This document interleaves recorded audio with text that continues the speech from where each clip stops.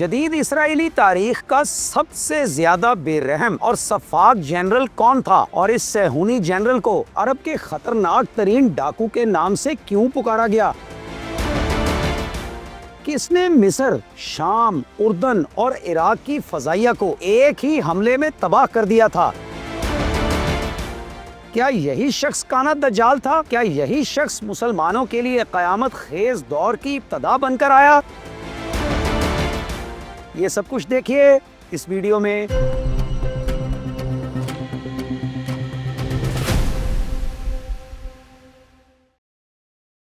السلام علیکم، میرا نام ہے سجاد شفیق بٹ۔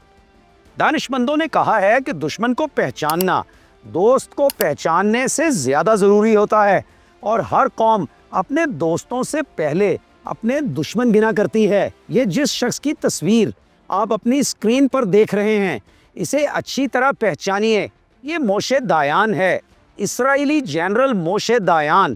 اس اسرائیلی جنرل نے مسلمانوں پر ایسے ظلم و ستم ڈھائے جن کی مثال تاریخ میں نہیں ملتی۔ کم سے کم 2000 برس سے دنیا بھر میں پتنگوں کی طرح بکھرے ہوئے یہودیوں نے جب فلسطین کے شہر یروشلم کے علاقے صہیون کو اپنا مرکز قرار دیتے ہوئے سارے عرب پر اپنا قبضہ کرنے کی ٹھانی، تو وہ کسان خاندانوں کا روپ دھار کر گروہ در گروہ ادھر کو آنا شروع ہوئے۔ انہی آباد کار صہیونی یہودیوں کے ہاں جو پہلا بچہ پیدا ہوا وہی موشے دایان تھا۔ موشے دایان محض 14 برس کا تھا جب وہ صہیونیوں کی خفیہ مسلح ملیشیا میں بطور رضاکار سپاہی شامل ہوا، اور دست بدست لڑائی کی تربیت حاصل کرنے کے ساتھ ساتھ اس نے مختلف چھوٹی بڑی بندوقیں چلانی بھی سیکھیں۔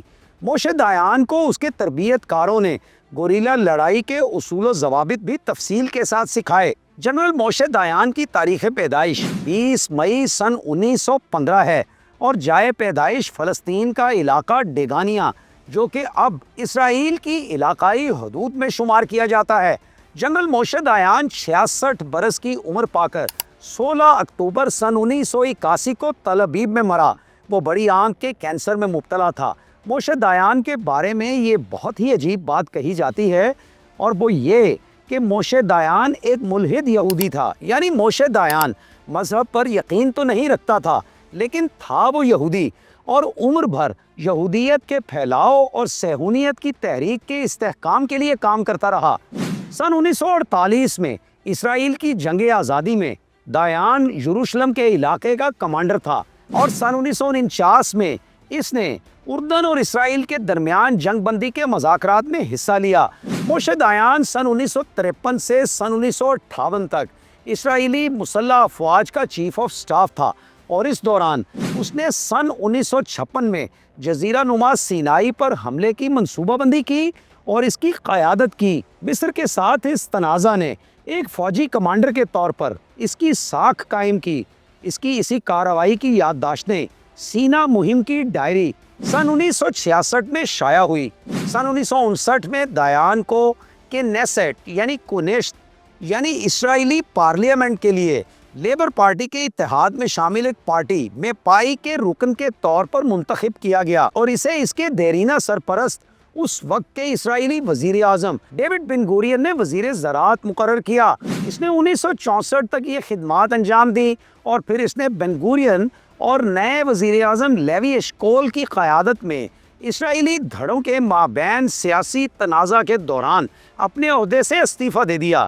دایان کو 1965 میں بن گورین کی نئی الگ ہونے والی پارٹی رفی، جو کہ اسرائیل کے کارکنوں کا اتحاد کہلاتی تھی، کے رکن کے طور پر دوبارہ کنیسٹ کے لیے منتخب کیا گیا۔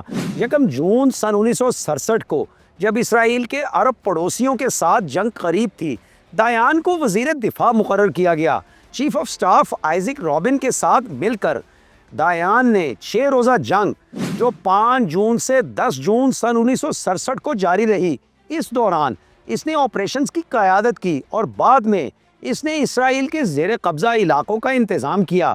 موشے دایان نے سن 1970 کی دہائی کے اوائل میں اسرائیل کے خارجہ امور کے طرز عمل پر بڑھتا ہوا اثر و رسوخ حاصل کیا، لیکن جب مصر اور شام نے 6 اکتوبر سن 1973 میں یوم کپور کو غیر متوقع طور پر اسرائیل پر حملہ کیا تو دایان کو ملک کی جنگی تیاریوں میں کمی کی وجہ سے سخت تنقید کا نشانہ بنایا گیا۔ سن 1974 میں جون کے مہینے میں جب آئزک رابن گولڈا میئر کی جگہ وزیر اعظم بنے تو انہوں نے دایان کو کابینہ سے برطرف کر دیا، لیکن 4 سال بعد ہی وزیر اعظم مناخم بیگن کے تحت وزیر خارجہ کے طور پر موشے دایان کیمپ ڈیوڈ معاہدے کے اہم معماروں میں سے ایک بن گیا۔ یاد رہے کہ کیمپ ڈیوڈ امریکہ میں ایک جگہ ہے جہاں امریکی صدر اہم ترین مذاکرات کرتے ہیں، اور مصر کی جانب سے اسرائیل کو تسلیم کیے جانے کا فیصلہ بھی اسی مقام پر ہوا تھا۔ پھر مقبوضہ مغربی کنارے کے علاقے پر جو قانونی طور پر ابھی تک اردن کا حصہ تھا، اس پر اسرائیلی خود مختاری کا دعویٰ کرنے کے بیگن کے منصوبے سے ناراض ہو کر موشے دایان نے اکتوبر سن 1979 میں استعفیٰ دے دیا۔ سن 1981 میں موشے دایان نے ایک نئی سیاسی پارٹی بنائی جس نے جنگ میں مقبوضہ علاقوں سے یک طرفہ اسرائیلی علیحدگی کی وکالت کی۔ دایان کی سوانح عمری the story of my life اس کی زندگی کے اسی عرصے کے دوران سن 1976 میں شائع ہوئی۔ دایان کی موت کے بعد اس کے نوادرات کے وسیع نجی ذخیرے پر تنازع کھڑا ہو گیا، جس کا کچھ حصہ اس نے غیر مجاز اور غیر سائنسی کھدائیوں کے ذریعے جمع کیا تھا۔ اس مجموعہ کو بالآخر اس کی دوسری بیوی نے اسرائیلی میوزیم کو فروخت کر دیا۔ موشے دایان ایسا جنرل اور ایسا سیاستدان تھا جس نے اسرائیل کو عرب ممالک پر ڈرامائی فتوحات دلائیں، اور وہ اپنے ہم وطنوں کے لیے سلامتی کی علامت بن گیا۔ لیکن صہیونی پرچم کو سربلند رکھنے کی جستجو میں اس نے مسلمانوں پر جو ظلم و ستم ڈھائے، اس کی مثالیں بھی تاریخی ہیں۔ دایان اسرائیل کے پہلے کوبٹس میں پیدا ہوا تھا، اور اس کی پرورش ملک کی پہلی کامیاب کوآپریٹو فارم سیٹلمنٹ موساو نہالال میں ہوئی تھی۔ یاد رکھنا چاہیے کہ کوبٹس ان مقامات کو کہتے ہیں جنہیں عرب مسلمانوں سے چھین کر صہیونی ناجائز قبضے میں لے لیا جاتا ہے، اور زور زبردستی کے ذریعے وہاں صہیونی آباد کر دیے جاتے ہیں۔ موشے دایان نے اپنے فوجی کریئر کا باقاعدہ آغاز سن 1937 میں کیا تھا، جب اس نے برطانوی افسر کیپٹن آرڈے ونگیٹ سے گوریلا جنگ سیکھی۔ یہ فلسطین میں عرب باغی بینڈ سے لڑنے کے لیے منظم کیے گئے تھے، اور پھر موشے دایان نے یہودی فوج کا ایک مرکز بنایا۔ دراصل موشے دایان اس بات کا قائل تھا کہ یہودیوں کو فلسطین اور دیگر عرب خطوں کو اپنے قبضے میں لینے کے لیے تن من دھن کی بازی لگانا ہوگی۔ دایان ابتدائی طور پر ایک غیر قانونی یہودی دفاعی فورس ہاگانا میں شامل ہو گیا، اور برطانوی حکام نے اسے گرفتار کر کے سن 1939 سے سن 1941 تک قید بھی رکھا۔ رہائی کے بعد اس نے شام میں فرانسیسیوں کے خلاف فلسطینی یہودی افواج کی قیادت کی، جہاں اس کی بائیں آنکھ میں ایک گولی لگی اور وہ کانا ہو گیا۔ اس کے بعد وہ سیاہ کپڑے کا ٹکڑا جسے وہ اپنی تباہ شدہ آنکھ پر لگایا کرتا، وہی اس کی پہچان بن گیا۔ موشے ہمیشہ اس بارے میں ایک قسم کے کمپلیکس میں مبتلا رہا۔ جب بھی اس سے اس بارے میں کوئی سوال پوچھا جاتا تو وہ بے چین ہو جاتا۔ سن 2005 میں اس کی موت کے 24 سال بعد اس کی آنکھ کی سیاہ پٹی 75,000 امریکی ڈالرز میں نیلام ہوئی۔ مسلمانان عالم میں اپنی اسی پہچان کے باعث موشے دایان کانا دجال کہلایا۔ گو یہ وہ دجال تو نہیں تھا جس کی آمد کی پیش گوئی اسلامی کتب میں موجود ہے، لیکن موشے دایان کسی دجال سے کم بھی نہیں تھا۔ ناظرین، دنیا کی سب سے بڑی وارننگز فضائی حملوں کے بارے میں ہوا کرتی ہیں، لیکن انسانی فطرت ایسی ہے کہ بڑی سے بڑی وارننگ ہو تب بھی لوگ اس کا یقین کرنے کو تیار نہیں ہوتے۔ اسی طرح فضائی حملوں کے بارے میں وارننگز بھی اکثر کسی بھی شہر کے لوگوں کو فضائی حملوں سے نمٹنے کے لیے تیار نہیں کرتی۔ جب پہلی بار فضائی حملے کا سائرن بجتا ہے تو عام طور پر لوگ اس پر یقین نہیں کرتے۔ 5 جون سن 1967 کی صبح جب اسرائیلی طیاروں نے مصر کے دارالحکومت قاہرہ پر حملہ کیا تو بازاروں کی چہل پہل میں کوئی کمی نہیں آئی، حالانکہ اس سے ایک رات قبل ہی صدر ناصر نے اسرائیل کے خلاف مصر اور اردن کے اتحاد میں عراق کی شمولیت کا خیر مقدم کیا تھا۔ صدر ناصر نے کہا تھا کہ ہم لڑنے کے لیے بے تاب ہیں تاکہ اسرائیل کو اس کے خوابوں سے بیدار ہونے پر مجبور کیا جا سکے۔ دوسری جانب اسرائیل کے سب سے بڑے شہر तल अबीब में लोगों का भी यही हाल था। 3 रोज कबल एक आंख वाले यानी हीरो ऑफ द सिनाई मोशे दायान को इसराइल का वजीर दिफा बनाया गया था। उसने ओहदा संभालते ही ये बयान भी दिया था कि ये अरब ममालिक पर हमले का सही वक्त नहीं है, और जब तल अबीब में हमले के लिए तैयारे उड़ान भरने लगे तो वहाँ के लोगों ने भी यही समझा कि ये महज एक मश्क है, लेकिन ये कोई मश्क नहीं थी। लेकिन इस हमले में इसराइली फ़ज़ाइया ने अरब ममालिक की पूरी फ़ज़ाइया को तबाह कर दिया था। साफ सहरा में फ़ज़ाई कवर के बगैर मिस्री टैंक और तोपखाने इसराइली तैयारों के लिए महज एक तरह की टारगेट प्रैक्टिस साबित हुए। पूरी मिस्री फ़ज़ाइया एक ही दिन में तबाह हो गई। इस हमले में रूस में बनाए गए 200 MiG-21 तैयारे टेक ऑफ से कबल रनवे पर ही तबाह हो गए। इसी दौरान इसराइली तैयारों ने उर्दन, शाम और इराक में फ़ज़ाई अड्डों पर भी बम गिराए। सिर्फ एक दिन के अंदर मिस्र ने अपने 300 तैयारे खो दिए थे। इसके साथ शाम के 60, उर्दन के 35 और इराक के 16 तैयारे भी मार गिराए गए। इसराइल की 400 तैयारों पर मुश्तमिल फ़ज़ाइया में से सिर्फ 19 तैयारे तबाह हुए, और वो तमाम के तमाम ज़मीनी तैयारा शिकन गोलाबारी का निशाना बने। इसराइल की इस मुकम्मल फतह का क्रेडिट नए वज़ीर दिफा बनने वाले मोशे दायान को दिया गया।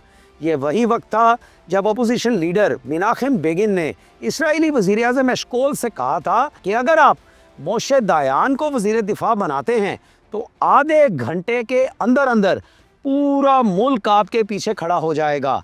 और एशकोल के दायान को पसंद ना करने के बावजूद बेगन के मशवरे को कबूल किया गया, और 1 जून सन 1967 को उन्होंने दायान को अपनी काबीना में वज़ीर दिफा मुकर्रर किया था। मोशे दायान नज़्मो ज़ब्त और वक्त की पाबंदी का कायल था। उसकी सवाने उम्री में शब्ताई टिवेट्स लिखती हैं कि उसने फ़ौजी अफसरान से मुलाकात के लिए शाम 7 बजे का वक्त मुकर्रर कर रखा था, लेकिन उस वक्त तक कुछ फ़ौजी अफसरान मीटिंग के लिए नहीं पहुंच सके। जब उसे बताया गया कि मीटिंग में मज़ीद वक्त लगेगा क्योंकि कुछ लोग नहीं पहुंच सके हैं, तो मोशे दायान ने जवाब दिया, आपने मुझे 7 बजे आने को कहा था, तो मैं अभी मीटिंग शुरू करूँगा, लेकिन मैं पहले आपके मंसूबे देखना चाहूँगा, इसके बाद मैं आपको अपना प्लान बताऊँगा। मोशे दायान की कुव्वत फ़ैसला बहुत ज़्यादा मजबूत और मौसर थी, और एक बार जब वो कोई फ़ैसला कर लेता तो उसे वापस नहीं लेता था। एक बार जब उसके हुक्म के ख़िलाफ़ उसके सिपाहियों की एक ब्रिगेड मशरिक़ की तरफ दरियाए उर्दन तक बढ़ गई तो उसने उसे पीछे हटने का हुक्म दिया, इस बात को यकीनी बनाने के लिए कि उसकी फ़ौजें उर्दन में दाखिल ना हों। उसने दरिया पर बने पुल को धमाके से उड़ाने का हुक्म दे दिया। मोशे दायान इसराइल का वज़ीर ज़राअत भी रहा। वो अरबी बोलना जानता था और मिस्री रहनुमाओं से सिर्फ अरबी ज़ुबान में ही बात करता था। मोशे ज़ाती ज़िंदगी में बेवफा और दिल फेंक शख्स था। सन 1971 में मोशे को उसकी पहली बीवी रूथ दायान ने दूसरी खातून के साथ ताल्लुकात की वजह से तलाक दे दी थी। तलाक के 2 साल बाद उसने एक तलाक याफ्ता खातून रेशल क्रीम से शादी की। इसराइल के वज़ीर आज़म लिवाई एशकोल की अहलिया मरियम एशकोल ज़ाती तौर पर मोशे दायान का मवाजना एक अरब डाकू अबू जल्दी से करती थी, क्योंकि उसकी भी एक आंख नहीं थी। मोशे दायान भारत से करीबी ताल्लुकात का मुतमन्नी था, और इसी सिलसिले में उसने दिल्ली में उस वक्त के भारतीय सदर मुरारजी देसाई और वज़ीर ख़ारजा अटल बिहारी वाजपेयी से एक खुफिया मुलाकात भी की थी। मोशे दायान के बारे में कहा जाता है कि वो हमेशा 100 नए आइडियाज़ के साथ बेदार होता।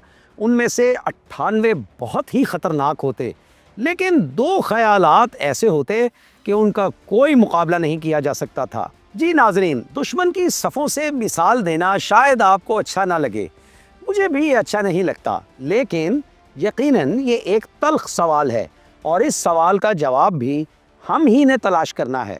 और वो सवाल ये है कि क्या उम्मत मुस्लिमा में ऐसे ज़हीनो फ़हीम और बहादुर और जरी अफराद मौजूद नहीं जो मोशे दायान जैसों के मुकाबले में पेश किए जा सकें? क्या हम दुनिया की लज़्ज़ात में मुब्तला होकर फ़िक्री और अमली तौर पर बांझ हो चुके हैं? आखिर हम कब बेदार होंगे और हम में इत्तफ़ाक़ व इत्तेहाद की सूरत कब पैदा होगी? ان سوالوں کے جواب ضرور دیجیے گا، انتظار رہے گا۔ اسی کے ساتھ اجازت دیجیے، اللہ حافظ۔